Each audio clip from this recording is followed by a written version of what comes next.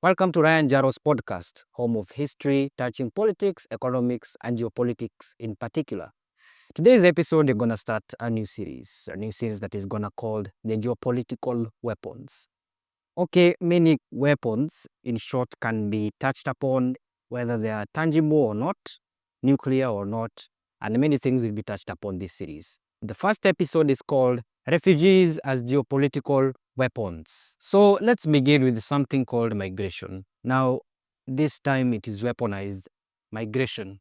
Now, weaponized migration is the deliberate use of human displacement to achieve political or military objectives. In short, it's just using a tool that is human suffering as a tool of coercion. Now, in recent years, weaponized migration and refugee use as a global or a geopolitical weapon has taken precedence in many places around the world. Let's go to Rwanda. Rwanda engaged with talks with the United States to accept migrants deported from the United States, particularly or specifically those who cannot return to home countries due to the risk of persecution. And as a result, Rwanda's stand in the global map increases, as well as increases support for the nation Rwanda need to such actions because of the Western anti-immigration policies. So going to the United States, it has reportedly planned to deport migrants to Libya despite a federal court order. Now, the ongoing unrest in Libya has raised a lot of eyebrows among human rights organizations. Since in October 2023, Gaza has experienced a huge and intense conflict, resulting to 54,000 deaths and 70% of its infrastructure destroyed. Now, Israel's military control over the region, especially huge portions of Gaza, has led to thoughts or even considerations that this will lead into a second mass displacement or Nakba. The humanitarian crisis has been multiplied thanks to persistent bombardment by both sides, raising concerns about deliberate use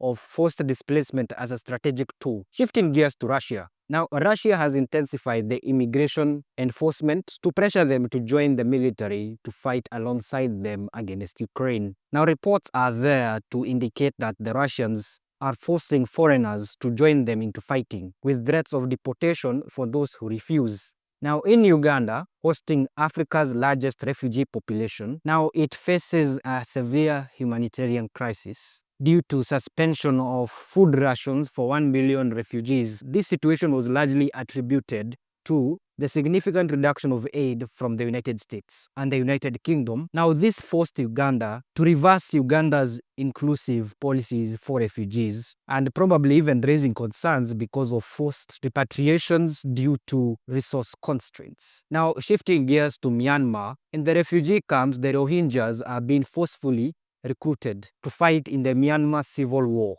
Now, this led to increased instability within the camps and complicated repatriation efforts, highlighting how displaced persons can be dragged into conflict. Going to Sudan, in April 2025, the Rapid Support Forces, the RSF, launched attacks against refugee camps in Sudan, resulting to hundreds of deaths and displacement of approximately 400,000 individuals.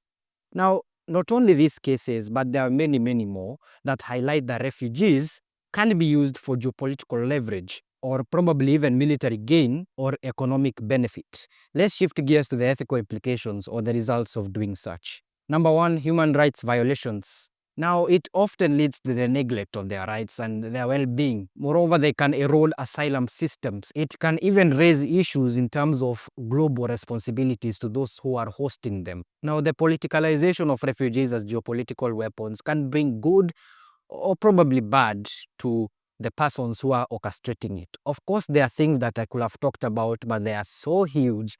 There are a lot of cases, not only the ones that I even talked about, that present such issues.